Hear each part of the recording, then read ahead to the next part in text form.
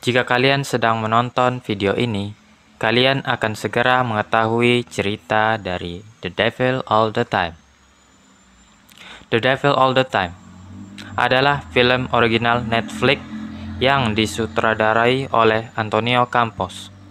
Dirilis pada tahun 2020, film ini menceritakan tentang perjalanan hidup Arvin Russell yang tumbuh besar di kalangan psikopat. Film ini dibintangi oleh aktor-aktor terkenal seperti Tom Holland, Bill Skarsgård, Robert Pattinson, dan Sebastian Stan. Kebanyakan film biasanya akan memperlihatkan dengan jelas mana karakter yang penjahat dan mana karakter yang pahlawan. Namun, di Devil All the Time, kalian gak bakal bisa menemukan karakter yang benar-benar bisa dibilang sebagai pahlawan.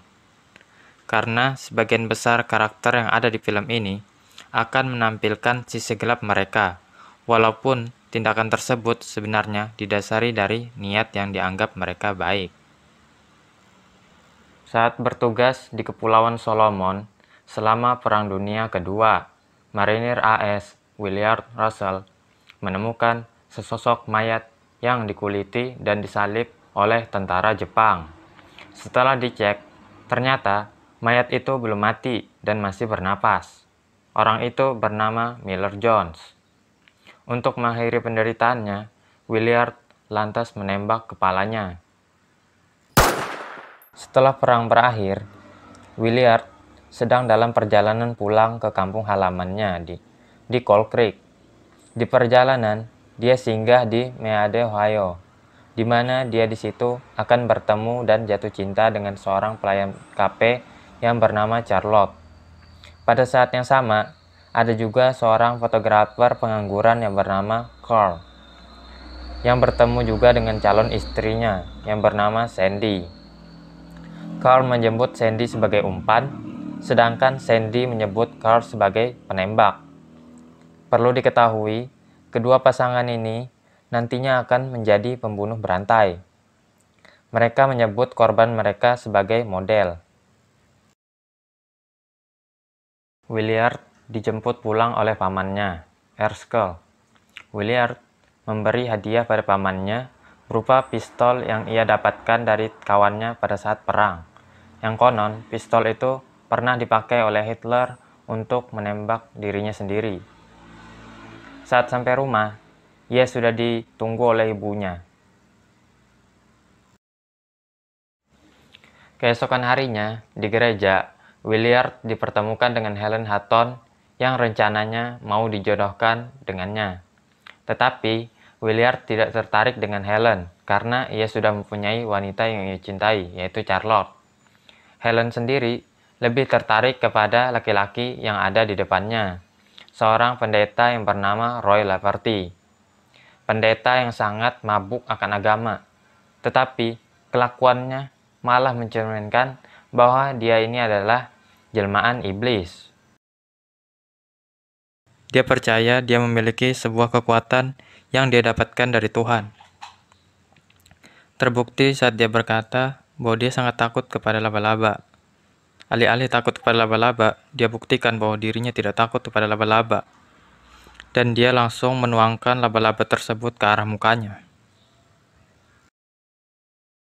Beberapa tahun kemudian, Charlotte akhirnya menikah dengan Willard. Mereka pindah ke Knokensteep, Ohio, di mana mereka dikaruniai seorang anak yang bernama Arvin Russell. Di sisi lain, Helen yang menikah dengan Roy juga dikaruniai seorang anak perempuan yang diberi nama Lenora. Pada tahun 1957, Arvin yang saat itu berusia 9 tahun kerap mendapatkan perlakuan kasar dari teman-temannya.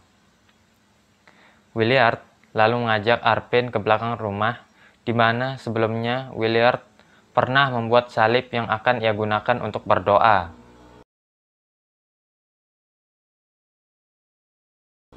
Pada saat asik-asiknya berdoa, muncul dua orang pemburu yang mengganggu mereka. Wah, Istrinya di rumah nih sendirian. Bisa nih kita ganggu. Jangan ngomong sembarangan kamu. Biar sudah, dia tinggal aja itu. Ini nah berat, baik dibawa dulu daripada gangguin mereka itu. Sudah, kita pulang. Saat sampai di rumah, Arpin dan ayahnya disuruh lagi untuk membeli barang di toko terdekat oleh Charlotte. Dengan menggunakan mobil, Williard pergi bersama Arpin. Sebelum membeli kebutuhan istrinya, Williard pergi mencari dua pemburu itu dan memberi mereka pelajaran.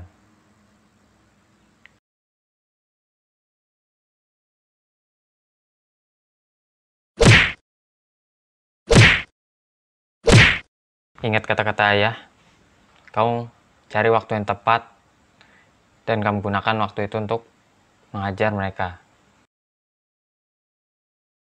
Saat mereka pulang, Charlotte sudah tidak sadarkan diri.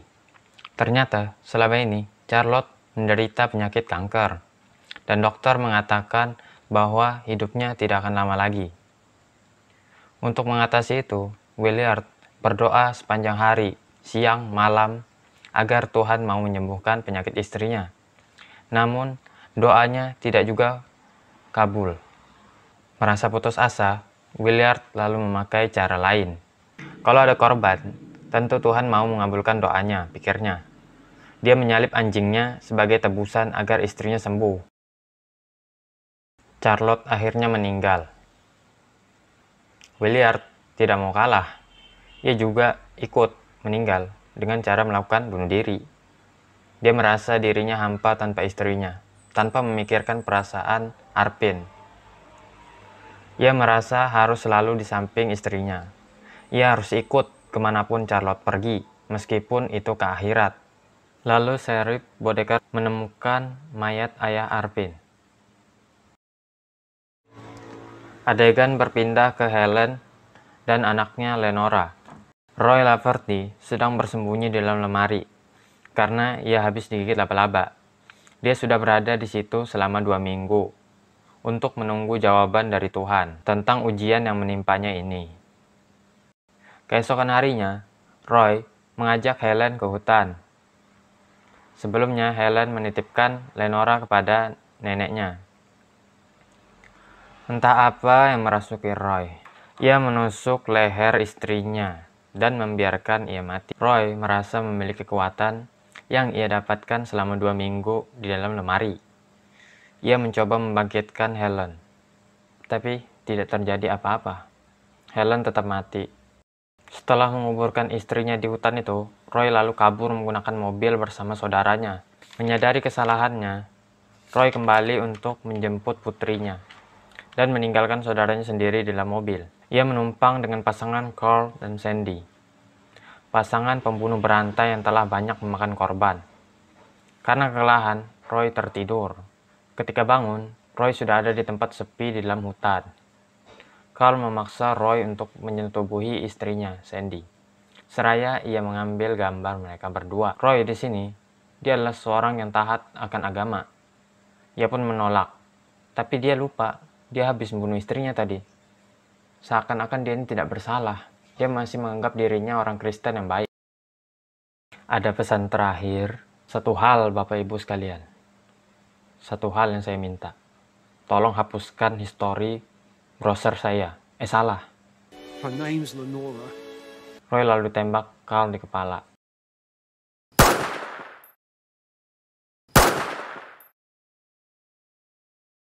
Adegan lain menunjukkan Arpin sudah tumbuh besar.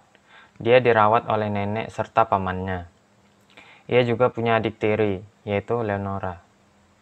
Terlihat bahwa pada hari ini, Arpin berulang tahun. Pamannya memberi hadiah yang ia dapatkan dari ayah Arpin, berupa pistol Lager Jerman. Pistol itu nantinya akan mengambil peran yang lebih banyak, akan menghabisi satu-satu orang-orang yang jahat. Di sekolah, Lenora yang terkenal alim sering dibully oleh orang-orang. Arpin sebagai kakaknya tentu ia akan menyelamatkan adiknya, walaupun Arpin harus berakhir babak belur. Setelah itu, mereka mengunjungi pemakaman milik Ibu Lenora untuk mendoakannya. Meskipun Arvin tidak ikut berdoa, ia selalu menemani adiknya Leonora untuk datang ke pemakaman.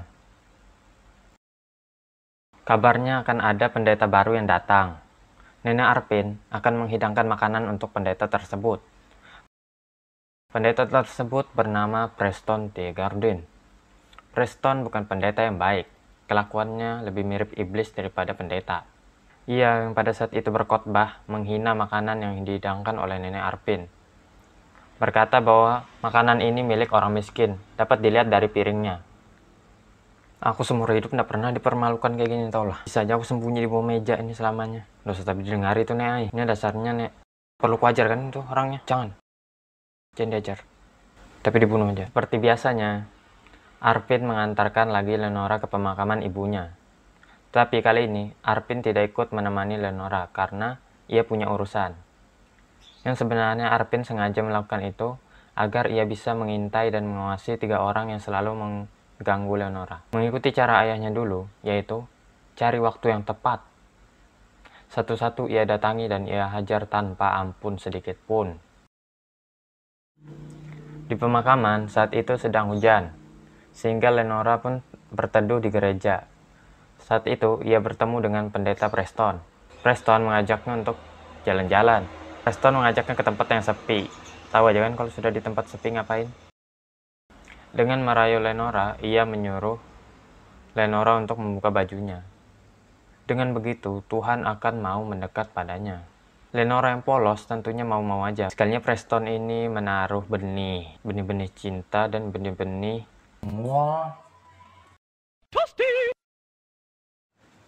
Arvin yang sudah selesai dengan urusannya lalu menjemput Leonora.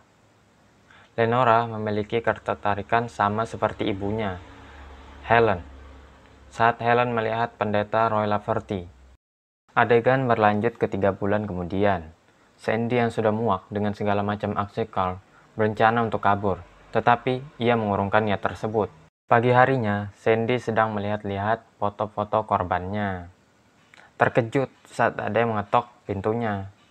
Ternyata itu adalah Sheriff Bodekerly, yang merupakan kakak dari Sandy. Saat memasuki rumah, tanpa sengaja, Sheriff itu mengambil salah satu foto yang terjatuh.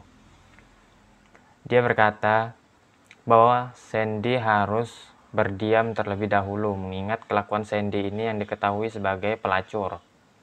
Itu untuk menjaga status kakaknya yang merupakan sheriff, yang sebentar lagi akan mengadakan pemilu. Sheriff Bodekerly lalu melihat foto yang didapatkan barusan di dalam mobil. Terlihat foto korban Sandy. Sheriff Bodekerly menemui seseorang yang bernama Leroy untuk meminta uang suap yang akan digunakannya untuk pemilu. Dengan syarat, sheriff itu tidak berbuat macam-macam lagi di wilayahnya. Lanjut ke scene lain, terlihat Carl dan Sandy memberikan tumpangan kepada korban selanjutnya, prajurit yang bernama Gary, yang sebentar lagi akan pergi perang ke Vietnam. Carl melakukan tindakan mengerikan kepada Gary. Carl merasa inilah cara agar ia dapat lebih dekat dengan Tuhan. Tentunya pikirannya ini sudah gila. Carl sudah gila. Pada saat mereka menginap di hotel, Sandy memberitahukan lokasi tempat dibunuhnya Gary. Adegan berlanjut ke Arvin dan Leonora. Leonora di sini terlihat muntah-muntah, dan ia sudah tahu bahwa ia hamil. Dan si pendeta Preston lah penyebab semua ini. Saat Leonora akan meminta pertanggungjawaban, Preston tidak mau mengakui bahwa itu adalah anaknya. Kau pasti sudah gila membicarakan hal ini di rumah Tuhan. Selama ini kita cuma membicarakan Tuhan. Mana mungkin aku sempat sama kamu. Kebanyakan berhayal kamu ini. Delusions. Preston lalu menyarankan agar Leonora menggugurkan kandungannya sebelum ia diakui sebagai pelacur oleh warga.